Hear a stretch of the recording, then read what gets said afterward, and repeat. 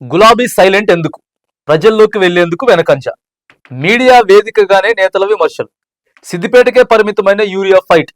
స్థానిక ఎన్నికలు పార్టీ నిర్మాణంపై దృష్టి సారించని అధిష్టానం. అనుబంధ సంఘాల బలోపేతం పైన జాప్యం.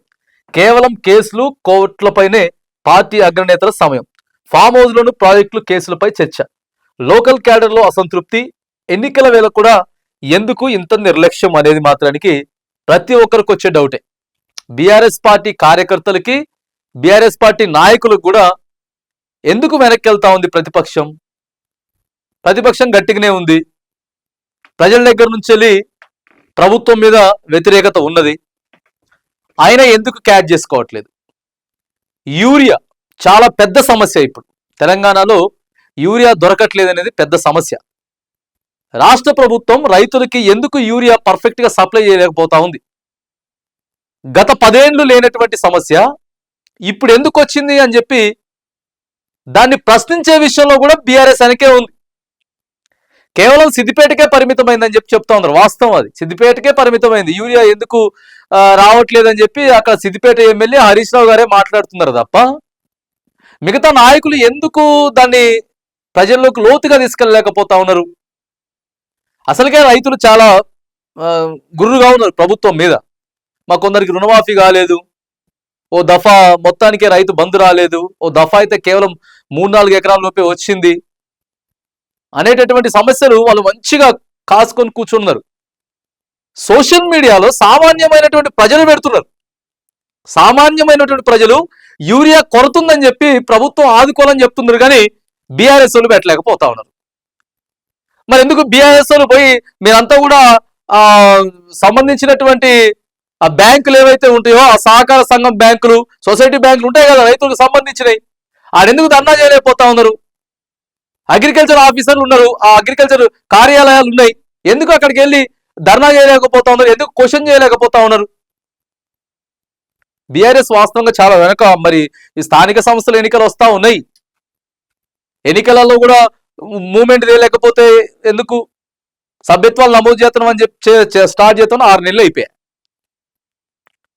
6 నెలలు అయిపోయింది. సో అందుకే ఇప్పుడు ప్రభుత్వం మైలేజ్ పెరుగుతా ఉంది, ప్రభుత్వానికి మైలేజ్ పెరుగుతా ఉంది.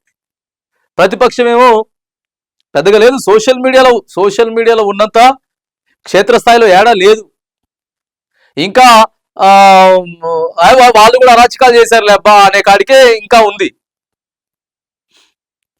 కేసీఆర్ బెటర్ అనేది కొద్దిగా సోషల్ మీడియాలో ఉంది, కానీ క్షేత్రస్థాయిలో ప్రజలు తీసుకుపోవట్లేరు. ఇంకా ఏదో అడపాదడపా కొన్ని కార్యక్రమాలకి, తప్పదనుకునే కార్యక్రమాలకు పోతా ఉన్నారు తప్ప బీఆర్ఎస్ నాయకులు ఎక్కడ కూడా కష్టపడి పని చేయట్లేదు. స్థానిక సంస్థల ఎన్నికలంటే మరి అంత ఆశామాషి కాదు.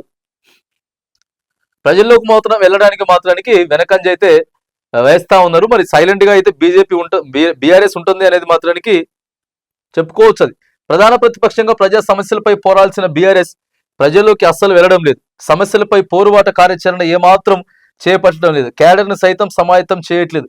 కేవలం మీడియా ముందు మాత్రమే ప్రభుత్వం గురించి మాట్లాడుతున్నారు. మరోవైపు కేసులు, కోర్టులు అంటూ పార్టీ అగ్రనాయకులంతా సమయం వెచ్చిస్తున్నారనే ఆరోపణలు వెల్లువెత్తుతున్నాయి. పార్టీ బలోపేతం పైన అధిష్టానం దృష్టి సారించకపోవడంతో క్యాడర్ అంతా అసంతృప్తికి గురవుతున్నారు. బీఆర్ఎస్ అధికారం కోల్పోయిన తర్వాత అగ్రనేతలను వరుస కేసులు వెంటాడుతున్నాయి. కేసీఆర్, కేటీఆర్, హరీష్ రావు టార్గెట్ గా కాంగ్రెస్ సర్కార్ పావులు కదుపుతోందని తెలుస్తున్నది. దీంతో తరచూ గులాబీ అగ్రనేతలు కోర్టులను ఆశ్రయించాల్సిన పరిస్థితి దాపురించింది. కాంగ్రెస్ అధికారంలోకి వచ్చిన తర్వాత మాజీ మంత్రి ఇక హరీష్ పై తర్వాత మిగతా బడా నాయకులందరి మీద ఒకళ్ళ మీద ఫోన్ ట్యాపింగ్ పెట్టినరు. ఇక్కడేమో మేడిగడ్డ కాళేశ్వరం పెట్టినరు. ఆ తర్వాత ఈ కార్ రేసు. ఈ 3 కూడా చాలా కుదేలు చేసినాయి. బీఆర్ఎస్ ని మాత్రానికి చాలా అయోమయంలోకి నెట్టేసినాయి.